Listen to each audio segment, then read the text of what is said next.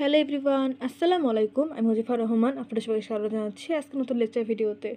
আজকে আমরা দেখব আর্টিফিশিয়াল ইন্টেলিজেন্সের চ্যাপ্টার 1। তো চলুন শুরু করা যাক। তো ফার্স্টে জেনে নিই যে আর্টিফিশিয়াল ইন্টেলিজেন্স বা এআইটা আসলে কি। আর্টিফিশিয়াল মিনস হচ্ছে ম্যান মেড অর্থাৎ কৃত্রিম, আর ইন্টেলিজেন্স মানে বুদ্ধিমত্তা, অর্থাৎ আর্টিফিশিয়াল ইন্টেলিজেন্স হচ্ছে কৃত্রিম বুদ্ধিমত্তা। The AI is a way to make machines think and act smart like humans. অর্থাৎ এআই হচ্ছে এমন একটা ওয়েতে মেশিন তৈরি করার পদ্ধতি যার মাধ্যমে সেই মেশিনটা মানুষের মতন থিঙ্ক করবে এবং অ্যাক্ট করবে। This machines are control by software inside them. এই যে এআই যে সফটওয়্যারটা বা যে মেশিনটা আমরা তৈরি করব সেটা একটা সফটওয়্যার দ্বারা পরিচালিত হয়। AI involves creating methods that help machine understand the world and respond to the different situations. অর্থাৎ এআই হচ্ছে এমন টাইপের মেথড ক্রিয়েট করে যার মাধ্যমে মেশিন কী করে, আমাদের যে প্রবলেমগুলো সেই প্রবলেমগুলোকে সে আন্ডারস্ট্যান্ড করতে পারে এবং তার ভিত্তিতে সে ওই সলিউশন বেসিসে একটা রেসপন্স আমাদেরকে ব্যাক করে। It is closely related to the study of human brain. অর্থাৎ একজন মানুষ কীভাবে একটা জিনিস সম্পর্কে জ্ঞান অর্জন করে, প্রথমে তাকে সেটাকে লার্ন করতে হয়, তারপর সে সেটাকে নিয়ে থিঙ্ক করে, তারপরে সে সেটাকে প্রয়োগ করে, তাই না? এআই সেম কাজটাই করে। প্রথমে সে লার্নিং স্টেজ পার করে, তারপরে সেটাকে সে তার নলেজটাকে সে ইমপ্রুভ করে, দেন একজন ইউজার যখন তার কাছে জানতে চায় সে তার নলেজের ভিত্তিতে সে তখন সেই আউটপুটটা ইউজারের সামনে উপস্থাপন করে। তো এই জন্য এই কথাটা বলা হয়েছে যে it is closely related to the study of human brain. তা আসেন এখন দেখি যে আমরা কেন এআইটাকে নিয়ে পড়ব। Why do we need to study AI? We study AI because it has a significant impact on many aspects of our daily lives. First of all, it helps us recognize pattern and behavior. অর্থাৎ যেমন ধর একটা example দিয়ে বোঝাই, suppose আমরা একটা এআইকে বোঝালাম তিনটা ফুলের ছবি দিয়ে, একটা হচ্ছে গোলাপ, আর একটা হচ্ছে জবা ফুল, আর একটা হচ্ছে চন্দ্রমল্লিকা। এই তিনটা ফুল দিয়ে তাকে বোঝাচ্ছে যে এটা হচ্ছে এই ফুল, প্রথমটা হচ্ছে গোলাপ, তারপরটা হচ্ছে জবা, তারপর একটা চন্দ্রমল্লিকা। এই যে তিনটা ফুলকে সে কীভাবে বুঝবে? সে ফুলকে সে স্ক্যান করবে, স্ক্যান করার মাধ্যমে কী হবে, সে বিভিন্ন ফুলের প্যাটার্নকে সে রেকগনাইজ করতে পারবে, সে ফুলের স্ট্রাকচার সে স্ক্যান করবে, বিভিন্ন ধরনের জিনিস সে স্ক্যান করার মাধ্যমে বুঝবে যে এটা হচ্ছে এই ফুল। তো এখন এই যে লার্নিংটা তাকে দেওয়া হলো, এর বেসিসে যখন কোনো একজন ইউজার কোনো একটা ফুলকে দিয়ে জিজ্ঞেস করবে যেটা কী ফুল, তখন সে কী করবে, আবার সেম ওয়েতে সেই ফুলের প্যাটার্নকে রেকগনাইজ করবে, তার স্ট্রাকচারকে সে চেক করবে যে কোন ফুলটার সঙ্গে অ্যাকচুয়ালি সেই ফুলের স্ট্রাকচারটা মিলে যাচ্ছে। যদি হুবহু সেম ফুল দেওয়া হয় সেক্ষেত্রে সেম ফুলটাই সে দেখাবে। যেমন ধরুন যদি গোলাপ ফুল দেওয়া হয়, সে গোলাপ ফুলের জন্য তো আগের থেকেই সে লার্ন করেছিল যে এই প্যাটার্ন থাকলে এটা গোলাপ ফুল, তো সে ডিরেক্টলি হচ্ছে গোলাপ ফুলকে রেকগনাইজ করতে পারবে। কিন্তু ধরেন যদি অন্য কোনো ফুল দেওয়া হয়, সাপোজ কোনো বেলি ফুল দেওয়া হলো, সেক্ষেত্রে সে কী হবে, সে কিন্তু তার ওই যে লার্নিং মডেল সেটাকে সে স্ক্যান করবে এবং দেখবে যে কোন ফুলের কাছাকাছি ওই ফুলটার স্ট্রাকচার ম্যাচ করে। যেই ফুলটার কাছাকাছি স্ট্রাকচার ম্যাচ করবে, কালার বা যে কোনো কিছু সে স্ক্যান করার মাধ্যমে যেটার সাথে ম্যাচ করবে, সেইটার মাধ্যমে সে ওই কাছাকাছি যেহেতু ম্যাচ হচ্ছে সেজন্য ওইটাকে সে বেলি ফুলকে সে অন্য কোনো ফুল দ্বারা বোঝানোর চেষ্টা করবে। এই যে মানুষের মতন যে আমার কাছে না আমি উত্তর দিব না, তা না, আমার কাছে কাছাকাছি যে উত্তরটা থাকবে সেটাই কিন্তু সে ওখানে শো করবে। তো এটাই বোঝানো হয়েছে যে it helps us recognise pattern and behaviour. Then second পয়েন্টটা দেখেন, also enabling us to create smart system that can think and act like human. অর্থাৎ আমাদেরকে এনেবল করে তোলে বিভিন্ন ধরনের স্মার্ট সিস্টেম ক্রিয়েট করার জন্য যেটা কিনা মানুষের মতন থিঙ্ক করতে পারে এবং অ্যাক্ট করতে পারে। তো এই যে আমরা এআইটা নিয়ে পড়বো সেটার মাধ্যমে কী করতে পারবো, আমরা বিভিন্ন ধরনের অবজেক্টকে রেকগনাইজ করতে পারবো, বিভিন্ন ধরনের ল্যাঙ্গুয়েজকে আন্ডারস্ট্যান্ড করতে পারবো, বিভিন্ন ধরনের নতুন নতুন জিনিস শিখতে পারবো এবং এই যে নতুন নতুন জিনিস যে শিখলাম তার বেসিসে হচ্ছে আমরা বিভিন্ন ধরনের পারফরমেন্স, সেটা টাস্ক হতে পারে বা যে কোনো কিছু সেটাকে পারফর্ম করতে পারবো। তো এখানে যে স্টেজগুলো দেওয়া আছে এটা হচ্ছে মেশিন লার্নিংয়ের স্টেজ। প্রথমে তাকে ডেটা দেওয়া হয়, ডেটাকে সে প্রসেসিং করে ইনফরমেশন পায়, সেটাকে সে কগনিশনের মাধ্যমে নলেজ আর্ন করে এবং নলেজের বেসিসে সে সেটাকে আন্ডারস্ট্যান্ড করে প্যাটার্ন এক্সট্রাকশনের মাধ্যমে। দেন এই সে একটা জিনিস আন্ডারস্ট্যান্ড করলো, এইটার বেসিসে সে এখন ইন্টারফেসের মাধ্যমে হচ্ছে ইন্টেলিজেন্স সিস্টেমে কনভার্ট হয়ে যায়। তো এটাই হচ্ছে মেশিন লার্নিংয়ের মানে এআই যে স্মার্ট সিস্টেম সেই মেশিন লার্নিংয়ের এক সব স্টেপগুলো এখানে আছে। তো চলুন এখন আমরা দেখব অ্যাপ্লিকেশনস অফ এআই। তো এআই এখন কোন কোন অ্যাপ্লিকেশনে ইউজ করা যায় সেটা আমরা এখন দেখব। তো AI is use in many industries and it's growth rapidly. AI এখন বিভিন্ন ধরনের ইন্ডাস্ট্রিতে ইউজ হচ্ছে এবং সেটার মানে যেই গ্রোথনেসটা সেটা র্যাপিডলি গ্রো হচ্ছে। তো ফার্স্টেই হচ্ছে computer vision, analyse image and videos, অর্থাৎ বিভিন্ন ধরনের ইমেজ বা ভিডিওর মাধ্যমে আমরা বিভিন্ন ধরনের জিনিস অ্যানালাইজ করতে পারি, তাই না? একটা পিকচারকে ভাঙলে কী হয়, বিভিন্ন ধরনের আসে, তাই না? পিক্সেল আমরা পাই। আবার একটা ভিডিওকে ভাঙলে বিভিন্ন ধরনের ইমেজ পাই, আবার সেই ইমেজকে ভাঙলে বিভিন্ন ধরনের পিক্সেল পাওয়া যায়। তো এটাই হচ্ছে কম্পিউটার ভিশন এর কাজ। এরপরে হচ্ছে ন্যাচারাল ল্যাঙ্গুয়েজ প্রসেসিং বা NLP, understands and process text, অর্থাৎ আমরা ধরেন রাস্তায় বিভিন্ন দেখি না সিসিটিভি মানে সিসি ক্যামেরা, এই যে সিসি ক্যামেরায় যে বিভিন্ন ধরনের গাড়িকে সে রেকগনাইজ করে, গাড়ির নাম্বার প্লেটকে সে ক্যাপচার করতে পারে। এর মাধ্যমে কি হয়, আমরা বিভিন্ন ধরনের কোনো ইনফরমেশন থাকলে, কোনো ধরনের ক্রাইম থাকলে, ইস্যু থাকলে বা কোনো সমস্যা থাকলে সেই নাম্বার প্লেট অনুযায়ী সেই গাড়িকে কিন্তু ট্র্যাক করতে পারি, তাই না? এই কাজটা হচ্ছে প্রসেস টেক্সট, এটা হচ্ছে এআইয়ের মাধ্যমে করা হয়। তো এই একটা জিনিসকে ক্যাপচার করা এবং সেই টেক্সটকে রিড করার মাধ্যমে সেটাকে খুঁজে বের করা, এটাই হচ্ছে ন্যাচারাল ল্যাঙ্গুয়েজ প্রসেসিং বা এনএলপি। এরপর এখন আমরা দেখব স্পিচ রেকগনাইজেশন, অর্থাৎ বিভিন্ন ধরনের মানুষের যে ভাষা, মানুষের কণ্ঠস্বর, এগুলোকে রেকগনাইজ করার মাধ্যমে বা প্যাটার্ন সে বোঝার মাধ্যমে যেই ইয়েটা হয় সেটাই হচ্ছে স্পিচ রেকগনাইজেশন। দেন হচ্ছে expert system, provides advice or decisions based on expert knowledge in fields, অর্থাৎ বিভিন্ন ধরনের সে নলেজ গেইন করে, তাই না? একটু আগে যেটা বললাম যে ফুলের যে এক্সাম্পলটা ছিল, সে তার নলেজের ভিত্তিতে সে একটা অ্যান্সার দিবে যে এই ফুলটা কি এক্স্যাক্ট সেই ফুল নাকি এই ফুলটার কাছাকাছি, কারণ শেপ মিলতেছে, কালার মিলতেছে, এরকম টাইপের। এই যে একটা নলেজের ভিত্তিতে সে একটা ডিসিশন বা তার বেসিসে একটা আউটপুট দেয়, এটাই হচ্ছে এক্সপার্ট সিস্টেম। দেন হচ্ছে গেমস,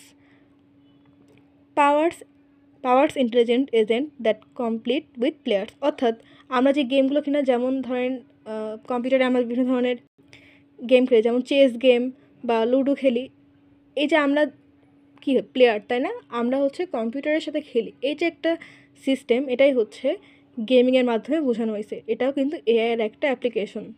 দেন হচ্ছে robotics, combine various AI concept to perform task, অর্থাৎ বিভিন্ন ধরনের এআই ইউজ করে, বিভিন্ন ধরনের এআইয়ের সংমিশ্রণে একটা রোবোটিক্স কিন্তু মানে রোবটকে ক্রিয়েট করা হয়, তাই না?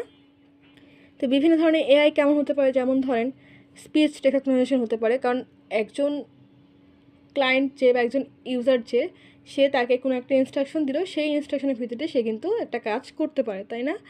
সে নিজে থেকে থিঙ্ক করতে পারে, সেটাকে আন্ডারস্ট্যান্ড করতে পারে এবং সেই অনুযায়ী সে কাজ করতে পারে। সেই জন্য রোবোটিক্সকে বা রোবোটিক্সের যেই শাখাগুলো আছে, যে বিভিন্ন ধরনের রোবট তৈরি করার যে বিষয়গুলো, সেটাও কিন্তু এআইয়ের একটা অ্যাপ্লিকেশন।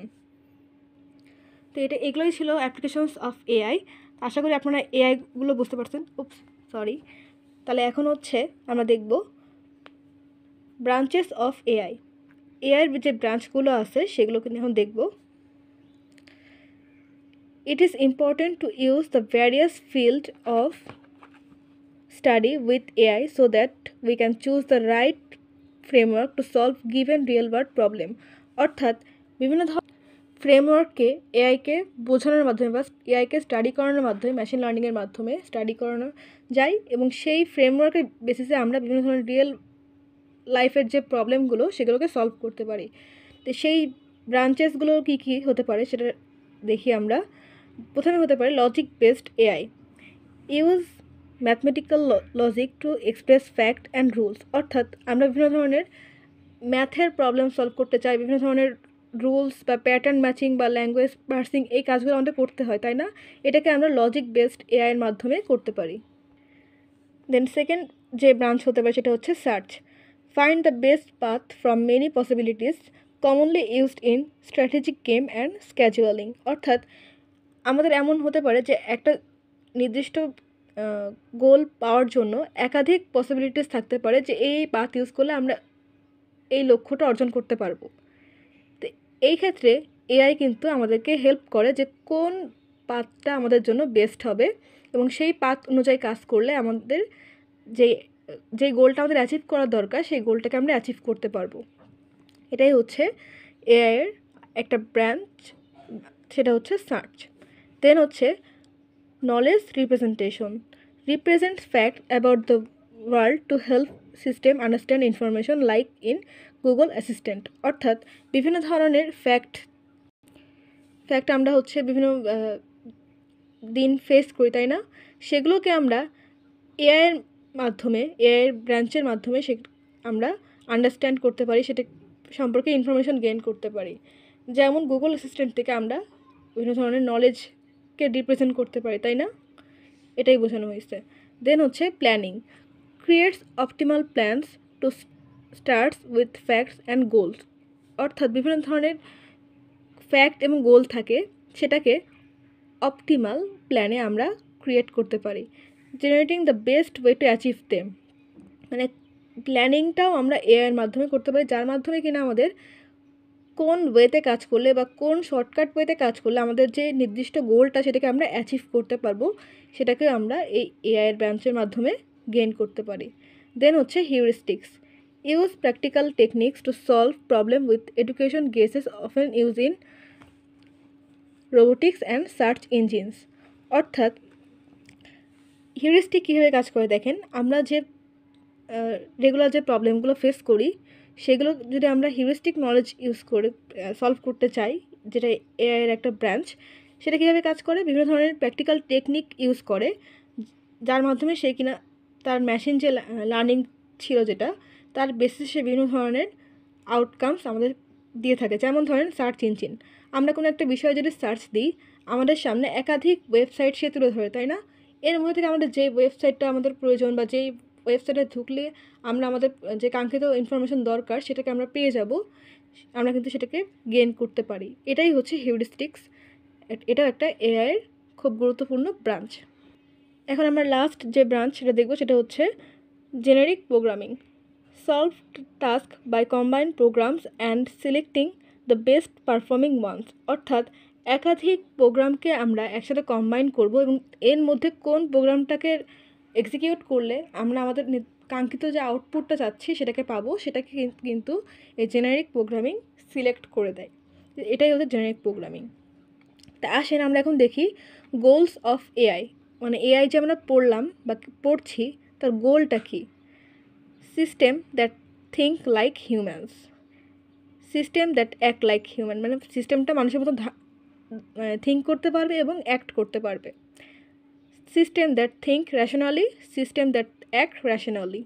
এখন র্যাশনালি মানে কি, কোনো একটা কন্ডিশনের ভিতরে কোনো একটা কন্ডিশন যদি অ্যাক্ট করতে পারে সেটাই হচ্ছে র্যাশনালি। যেমন ধরেন এই যেখানে একটা এক্সাম্পল আছে যে ইফ রুম টেম্পারেচার যদি বেড়ে যায় সেক্ষেত্রে আমরা এসির পাওয়ারটা অ্যাডজাস্ট করে নেব, বা রুম যদি ঠান্ডা হয়ে থাকে সেক্ষেত্রে আমরা এসির পাওয়ারটাকে অ্যাডজাস্ট করতে পারি। এই যে একটা কন্ডিশনের ভিতরে আর একটা কন্ডিশন হওয়া, এটাই হচ্ছে র্যাশনালি।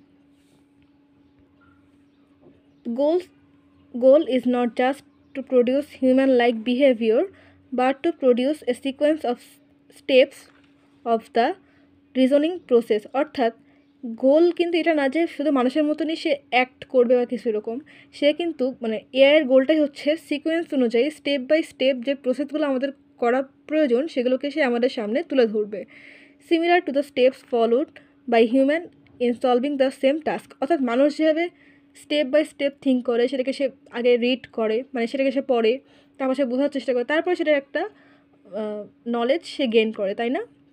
তো এআইও হচ্ছে মানুষের মতন করে সেমভাবে একটা জিনিসকে সে আগে মেশিন লার্নিংয়ের মাধ্যমে লার্ন করে, দেন সেটাকে সে করে আন্ডারস্ট্যান্ড করে, তারপরে সে সেটাকে ইন্টেলিজেন্স ওয়েতে নিয়ে যায়। এটাই এখানে বোঝানো হয়েছে, এটাই হচ্ছে এআইয়ের মেন গোল। এখন আমরা দেখব Turing test. The Turing test is a thought experiment that accesses a machines ability to communicate. অর্থাৎ টিউরিং টেস্টের মাধ্যমে আমরা একটা মেশিনের অ্যাবিলিটি এবং কমিউনিকেশন স্কিল চেক করতে পারি, মানে একটা মেশিন কতটুকু এনাবেল একটা কাজ করার জন্য, সে কতটুকু কমিউনিকেট করতে পারছে মানুষের সাথে, এটা আমরা বুঝতে পারি টিউরিং টেস্টের মাধ্যমে। It was created by Alan Turing. He is an mathematician, computer scientist and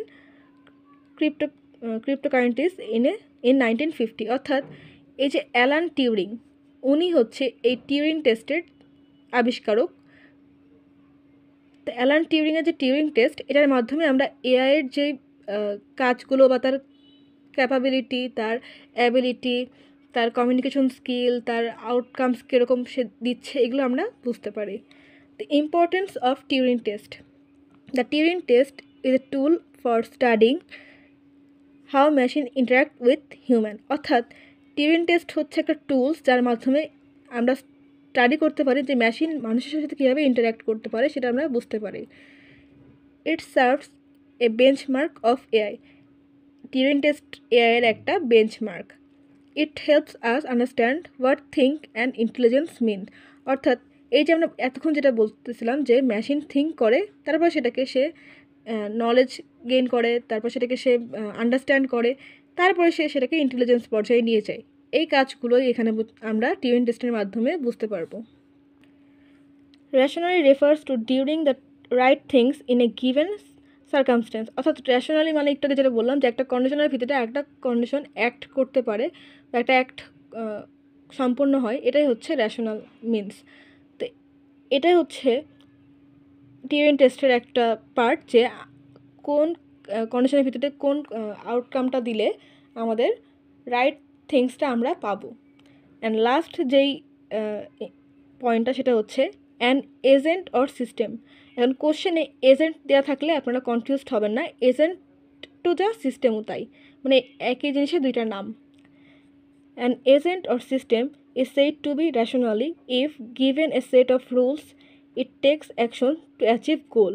অর্থাৎ একটা এজেন্টের ক্ষেত্রে তখনই আমরা সেই একটাকে র্যাশনালি বলতে পারবো যখন কোনো একটা সেট অফ রুলসের ভিত্তিতে কোনো একটা গোল অ্যাচিভ করার স্টেজ আসে, সেটাকে আমরা র্যাশনাল বলতে পারবো, মানে র্যাশনাল এজেন্ট বলতে পারবো। এখন আমরা দেখব বিল্ডিং র্যাশনাল এজেন্টস। তো এখানে একটা র্যাশনাল এজেন্টের বিল্ডিং প্রসেস দেওয়া আছে। সেখানে হচ্ছে ইনপুট কোথায় আসবে, সেন্সর আসবে। সেন্সরটা হচ্ছে ইনপুটের জন্য কাজ করে। এখন সেন্সরটা কি? সেন্সর হচ্ছে একটা ডিভাইস যেটা কিনা তার সামনে যে এনভায়রনমেন্ট আছে সেই বেসিসে সেই এনভায়রনমেন্টকে সে স্ক্যান করে এবং সেটাকে সে ডিটেক্ট করে বা সে অনুযায়ী সে রেসপন্স করে। এটাই হচ্ছে সেন্সরের কাজ। তো সেন্সর থেকে পরবর্তী স্টেজ হচ্ছে প্রি প্রসেসর। প্রি প্রসেসরটা হচ্ছে একটা প্রোগ্রাম যেটা বিভিন্ন ধরনের সোর্স কোডকে প্রসেস করে কম্পাইলেশন স্টেজ পার করার আগেই। এটাই হচ্ছে প্রি প্রসেসরের কাজ, মানে প্রসেসিংয়ের যে কাজগুলো সোর্স কোডকে, সেটাই হচ্ছে প্রি প্রসেসর এটাকে প্রসেস করে। দেন হচ্ছে এজেন্ট ফাংশন। এজেন্ট ফাংশন হচ্ছে একটা লজিক্যাল ফাংশন যেটার মাধ্যমে হচ্ছে ইনপুট, মানে একটা এনভায়রনমেন্ট থেকে ইনপুট নেওয়ার পর কোন ওয়েতে সেটাকে রেসপন্স করবে সেটাকে সে ম্যাপ করে। মানে ম্যাপিংয়ের কাজটা মেনলি এজেন্ট ফাংশন করে, যে কোন এনভায়রনমেন্ট থেকে ইনপুট নেওয়া হচ্ছে এবং কোন এনভায়রনমেন্টে সেই ইনপুটের বেসিসে আউটপুটটাকে আমাদের শো করা লাগবে। এটাই হচ্ছে এজেন্ট ফাংশনের কাজ। দেন পরবর্তী ধাপটা হচ্ছে অ্যাকচুয়েটর। অ্যাকচুয়েটর মেনলি আউটপুটের জন্য কাজ করে। তো অ্যাকচুয়েটরটা হচ্ছে একটা ডিভাইস যেটা বিভিন্ন ধরনের সিগন্যালকে কনভার্ট করে এবং সেটার যে অ্যাকশন যে স্টেজটা সেটার দিকে তাকে এগিয়ে নিয়ে যায়। অ্যাকচুয়েটরের পরে হচ্ছে আমাদের অ্যাকশন, মানে ফাইনাল যে আউটপুটটা আমাদের দরকার সেটা হচ্ছে আমাদের মানে ইউজারের সামনে সেটাকে উপস্থাপন করা হয়। এটাই হচ্ছে র্যাশনাল এজেন্টের যে স্টেপগুলো সেগুলো ব্যাখ্যা করা হলো। আশা করি আপনারা সবাই এগুলো বুঝতে পারছেন। তারপর যদি কার কোনো কোশ্চেন থাকে আমাকে কমেন্ট করতে পারেন। তো এতক্ষণ আমরা র্যাশনাল এজেন্ট দেখছিলাম, এখন দেখব ইন্টেলিজেন্ট এজেন্ট। তো ইন্টেলিজেন্ট এজেন্ট কীভাবে কাজ করে সেটা হচ্ছে ফার্স্টে সে এনভায়রনমেন্ট থেকে সেন্সরের মাধ্যমে ইনপুট নেয়, তাই না? এই সেন্সরটা কি আমাদের ইনপুট ডিভাইস হিসেবে কাজ করে এবং অ্যাকচুয়েটর আউটপুট ডিভাইস বা অ্যাকশন হিসেবে কাজ করে। তো প্রথমে সে এনভায়রনমেন্ট থেকে সেন্সরের মাধ্যমে ইনপুট নিল, তারপর সেটাকে সে কী করবে, ফিচার এক্সটেনশন করবে, তাই না? তারপরে সে সেটার থেকে ইন্টারফারেন্স ইঞ্জিনে যাবে। ইন্টারফারেন্স মানে হচ্ছে যে ইফ যুক্ত কোনো কন্ডিশন যদি আসে যে এটা করলে এটা হবে, এটা করলে এটা হবে, এই যে একটা কন্ডিশনের ভিতরে আরেকটা কন্ডিশন যে অ্যাক্ট করা, এটাই হচ্ছে ইন্টারফারেন্স। তো ইন্টারফারেন্স ইঞ্জিন কিন্তু আগের থেকেই তার লার্নিং মডেল সম্পর্কে তার নলেজ থাকেই।